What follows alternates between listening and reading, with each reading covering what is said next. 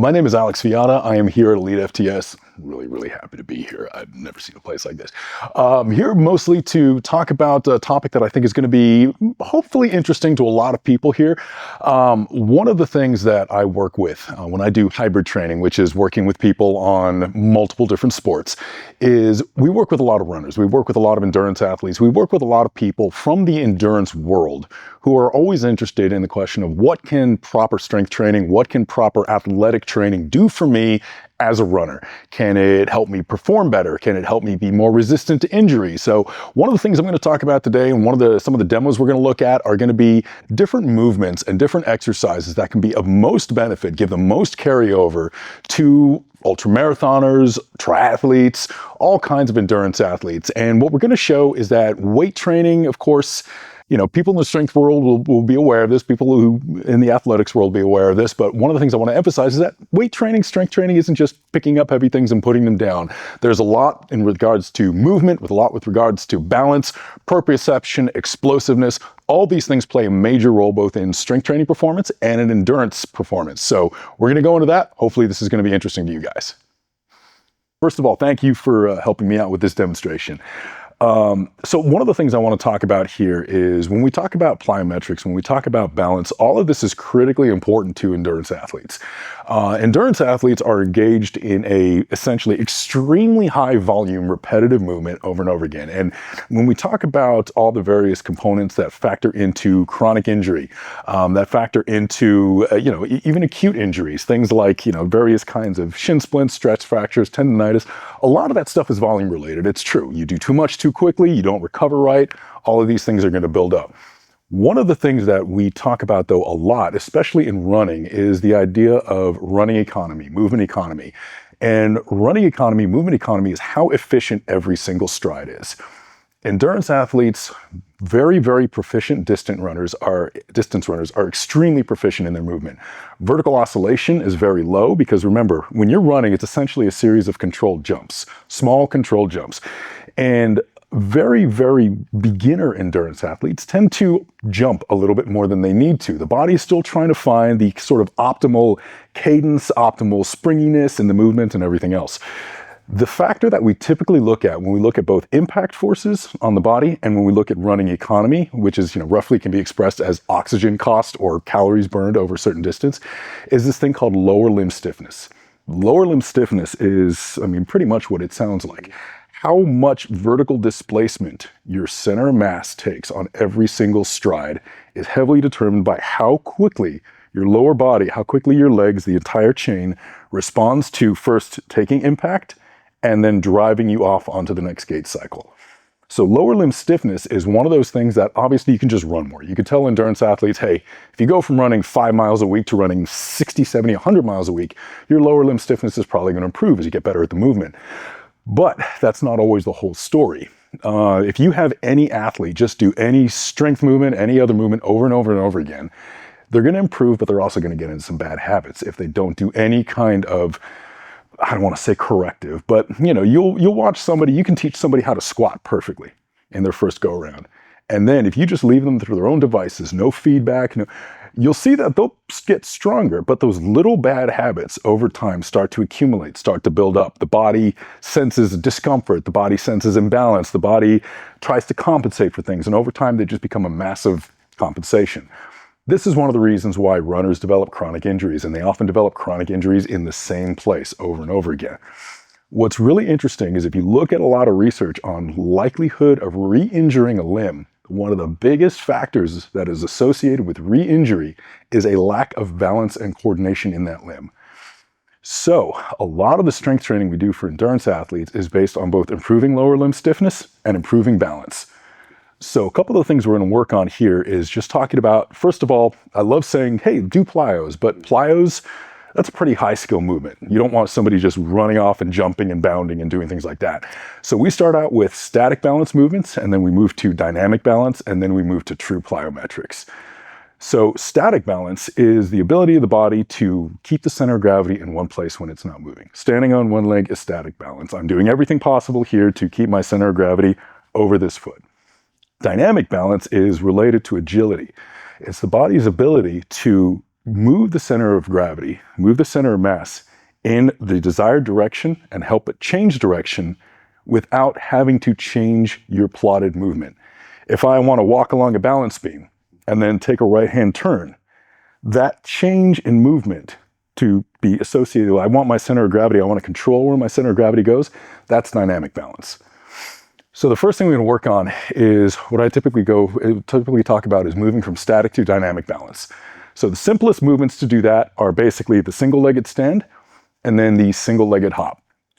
So single-legged stand and single-legged hop is basically very simple. Stand on one leg with the other leg up, and then in place, all you're going to do when you first do this movement, it's not always very easy, is a simple stand and a simple jump in place. Oh, okay. Very, very, very, and now when you first start doing this, you don't have to get more than an inch off the ground. Okay, sure. Just a very simple jump in place. That's it. And as you do this movement, the way you progress it over time, and you're allowed to let yourself continue to seek balance there. That's right. Okay. So the next progression in that is now when you do the jump is to start with the leg here and then bring it up. Okay. So simple tuck jump. Yep. Simple tuck jump.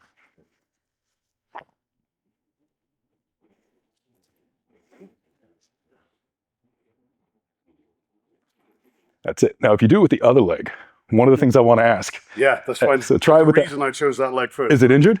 No. Okay, good. Well, not yet.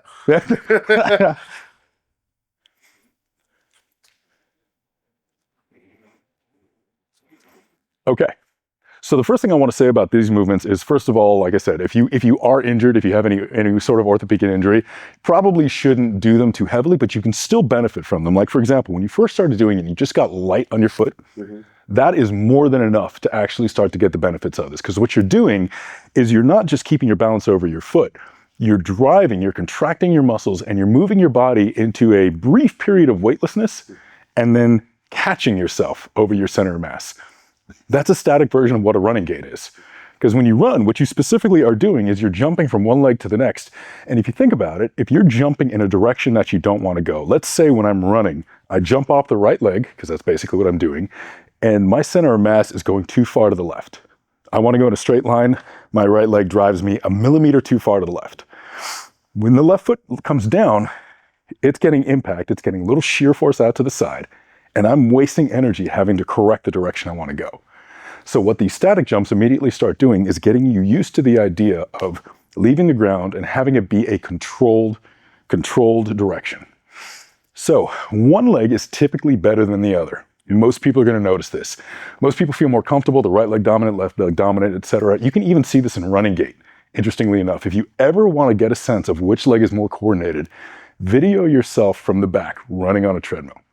You're going to see consistently one leg probably comes down directly under you, and one leg kind of comes off to the side a little bit on the majority of the gait cycles. The one that comes down directly under you is probably your control leg. That is the one that is a little bit more coordinated. That one is usually, depending, it's a little bit less prone to injury because it has better control. And additionally, if that one is injured, of course, somehow, it can really, really hurt your running career. So, all right, so the first is just that basic single jump. Now the other movement then is just your basic side to side jump. So doing the same thing, usually what I'll tell people is just don't try doing this over hurdles or anything else just yet. Pick a line on the ground and just simply do that jump back and forth. Okay. Picking a specific leg again. Yep. Now, the important thing about this is, most importantly, a lot of people think that the further, the wider out you go, the better this exercise is. For a lot of people, it's actually harder to do over a line right outside your foot. So if I pick this line and jump just to one side and then the other, that's actually harder to do because it takes more control. Okay, good. I'll do it. Yep. With the bad leg. Yep, there you go. Perfect.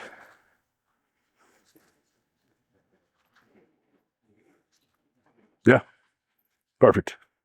Perfect. And the way I tell people to progress this one, rather than, again, because the wider you go, it actually becomes a little bit easier, because if I just think, all right, I'm just going to jump sort of 3 feet off in that direction, then 3 feet back, I more or less land wherever my body wants to land, and I adjust and I jump back and so forth.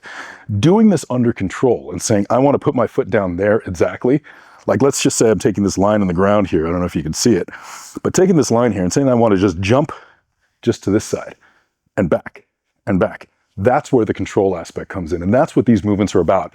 This isn't about explosiveness yet. All of this static balance work here and moving to dynamic balance is about control. So if an athlete wants to get started on this kind of stuff, the most important thing with these single leg drills is think, okay, this doesn't have to be super fast, explosive. I don't need to progress this by making huge hops or anything else. It's saying it's about control. It's like, honestly, kids playing hopscotch is probably one of the best examples of this. Actually, I've had athletes do pretty similar drills where they actually do the equivalent of like a hopscotch drill, because a lot of that, it builds, not only does it build a little bit of explosive power, but it also really helps improve the athlete's ability to know where their body and their legs are in space. So that's step one. So that's your basic drill. I usually will have people go through those, honestly, for several weeks over and over again until they actually just feel comfortable leaving that foot and knowing how to come up, come down, and feel comfortable. Second thing is just your basic depth jump. So, and I know that sounds, a lot of people think of this as almost more advanced plyometric, but it doesn't necessarily have to be. So I want to just quickly set some stuff up and then we can check those out. Moving to the next stage, plyometrics, when people think about like, box jumps and people think about depth jumps, that's one of the things that, we talk about, okay, we want to progress. Not only do we want to progress to them slowly, but we also want to know exactly what we're trying to do with each one. So one of the main purposes, when we do, like, let's say a box jump, jumping up onto a box, that's not really considered a plyometric because most plyometrics by nature, and I think some folks are familiar with this, plyometric involves a certain amount of eccentric to concentric. It is that rapid change in direction, that rapid eccentric contraction to concentric contraction. So for a plyometric like this, typically we say, okay, if we want to start out, the first thing we want to do is teach the athlete and teach the brain how to absorb force efficiently and how to not be afraid of absorbing force. When people actually get injured, or if they're dealing with chronic injury, or even if they're relatively new to a sport, one of the things that their body is most afraid of is getting hurt. And one of the interesting things about the body and one of the interesting things about your brain is that your brain, when your foot comes down, like let's say on a jump, let's say you don't really know what you're doing, you're worried, let's say you have a bad ankle. If you land on that side, your landing is probably going to be a little bit more stiff, less coordinated, and less responsive than if you were healthy. So the more injured you get, or the less you use this, the worse your body gets at actually absorbing force. So that's why we want to get people back into these things as much as possible. So the best way to start is just your simple, like, drop jump. Some people call them counter movement jumps, depth jumps, everything else, whatever we want. Easiest way to start up, just stand with both feet on a 12-inch box, just your toes right up to the edge. And all you're going to do is just a quick hop and drop down and just catch yourself. That's all we're going to do first. Quick hop, down, catch. That's it. Now, this shouldn't be stressful to anybody at all. Just quick hop, down, catch. That's it. Now, the progression of this, what we want to really be working on is when we do a counter movement jump, or when we do the most simple variation, which is the one I love, which is a drop jump like that to a broad jump, what we're trying to do, when you come down, you land on both feet, you're going to immediately jump into a broad jump. But the objective is not to jump as far as possible. The objective is to spend as little time touching the ground as possible. So all I tell people is, like, think, floor is lava, something like that. When you come down, just quickly try to hop forward. Doesn't matter if your broad jump ends up being 2 feet in distance, as long as that ground contact time is reduced. And that's when I tell people, when you start doing these, don't think about getting a longer broad jump as the objective. The main thing to do is learn how to absorb force. That's step one. So think about minimizing that ground contact time. So give that a shot. I think you're being ambitious there. Hey, man. Very quick. That's it. That's all there is to it. Now, you do want to let your heels touch at first, which you're doing. Okay, so let me. Yep. Just let them touch real quick. There you go. That's it. See, I wasn't ambitious. The slide helped. That's it. That's it. So one of the things you might also see in looking at this, you think, well, there's not really a lot of depth to that landing or anything else. That's fine. Because especially for endurance athletes, when you're running, you're not coming down into a full squat on every single stride. You're coming down, you're getting about this much knee bend, very, very little, and it's just that rebound at the very top of the movement. So that's exactly it. And if people work on those static hopping drills, those side-to-side drills, and your basic depth to broad jump, you're probably already doing 80%, 90% of what you really need to do to get started on improving all of these various factors. So final stage on that would be the drop jump to a box jump.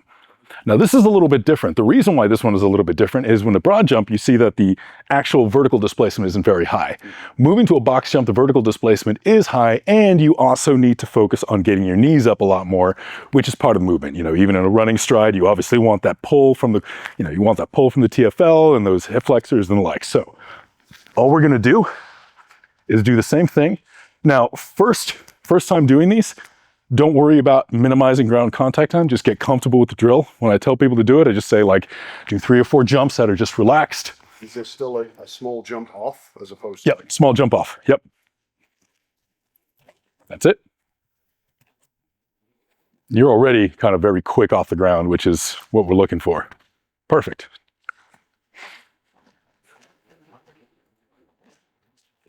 Excellent. Excellent.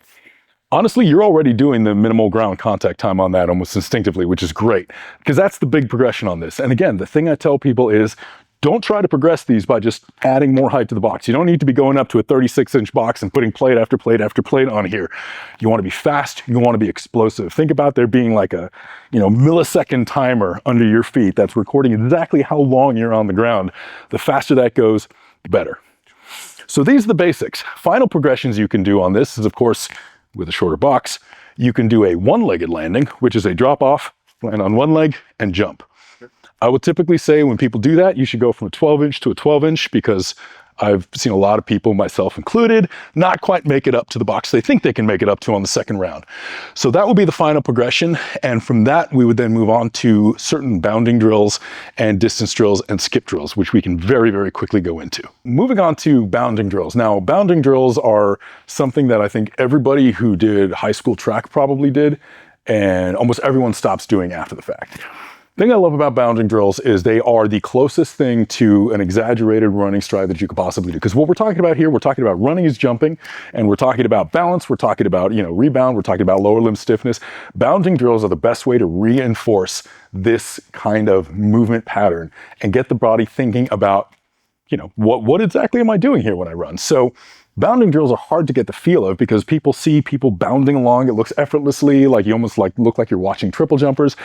It is really easy to progress to because all you're thinking of doing when you do a bounding drill is you're basically going to start out, you're just going to do a quick run up of just 2 to 3 normal strides. And then all you need to think about with each stride is just doing little jumps. So a bounding drill is literally just that. You're jumping from one foot to the next and making each stride a little bit further each time. So think about running and then thinking about just running, picking up your legs a little bit more. And then think almost as if you were just starting to do like, say, a triple jump. Where you bounce, you jump from one foot to one foot.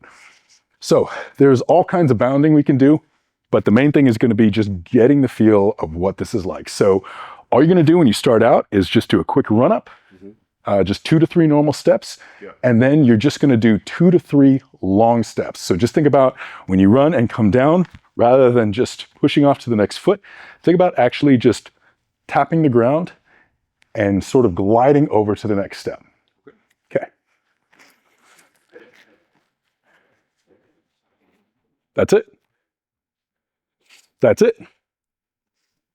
So exactly that feel. And it feels like you're just almost like, I've called it a prance before and nobody seems to like that, but that's literally what you're doing. Okay. So, and as you do them, so the first time you did them, now you were doing them with almost just kind of the same distance between. Sure. Now try to make them just a little bit further. Try to get like another, foot or 2 on each jump. So same thing again. There you go. That's it. Exactly that. Now, the way these progress, when people do them, the way you progress them is there are 2 ways you can do them. You can do speed bounding and you can do distance bounding. Speed bounding is a little bit like what we talk about with that ground contact time. What you're trying to do when you do that bound is think, okay, I want to get off that foot as quickly as possible. You'll take shorter strides. There'll be shorter bounds where you're just kind of tapping from foot to foot. There's still long strides, of course, but then you're just thinking, okay, floor is lava. I'm running across breaking ice. That's usually what I tell people to think about.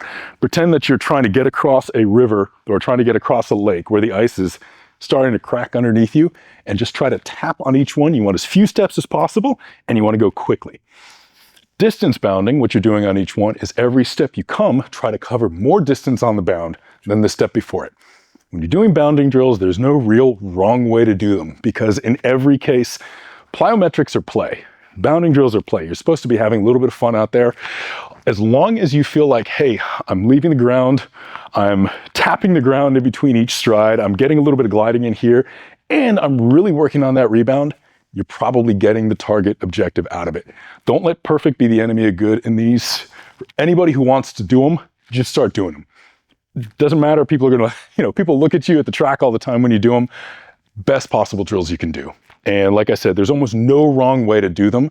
As long as you're progressing to them, as long as they feel good, you're going to improve. The last thing I do want to talk about is in terms of actual strength training. Now, I think a lot of endurance athletes should train a little bit like strength athletes at the same time. Same basic principles.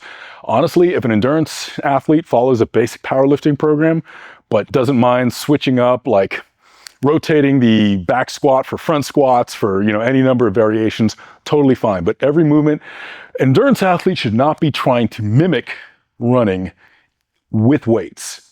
That's what the plyometrics are for improving, movement economy and all that. A runner, again, you're doing such a high cycle rate activity that you can do 200 rep squats and it's still not going to quote unquote toughen up your legs. So as long as the runner is going in, building a little bit of muscle, doing some good solid strength training, follow basic strength hypertrophy principles, stick with that, do your plyos. The last thing I want to talk about though is certain kinds of lifting that can obviously improve. Again, we're going back to a little bit, talking about balance, talking about proprioception. One of the things, let's move this out of the way so you don't hit that on the side there. One of the biggest benefits of lifting overall is improvements to proprioception, knowing where your body is in space, knowing about how to move, not only how to move your body through space with load, but how to move load through space, how to have your body adapt to, honestly, high weight, high force. Running is very high force. Endurance athletes can hugely benefit from certain weight training activities that really challenge the way their body thinks about balance. One of my favorite drills to do are walking lunges, just on uneven surfaces. Now, the way I typically do these is set up just like this. You can set up a couple plates. They can be the same height, they can be different heights. All you need is some variety, something to think about each time. And what you're going to do when you set these up, you can put 1 plate, 2 plate, 3 plates, depends how advanced you are, how much space you have. Set them up so that the same leg, or in some cases the opposite leg, but I usually say the same leg, is going to be getting put down on the plate with the other foot going down on a flat surface. So all you're gonna do is walk up to this and just do a series of walking lunges, and you're just going to have your left leg here, right leg on the floor, and so on and so forth. That's it. Yep. That's it. So this isn't a huge difference in height. It doesn't even have to be. All this is doing is training the brain a little bit to be able to think, okay, this is a slightly unpredictable surface. There are minor adjustments that need to be made with the way the body is adapting, with the way the core is adjusting weight and balancing.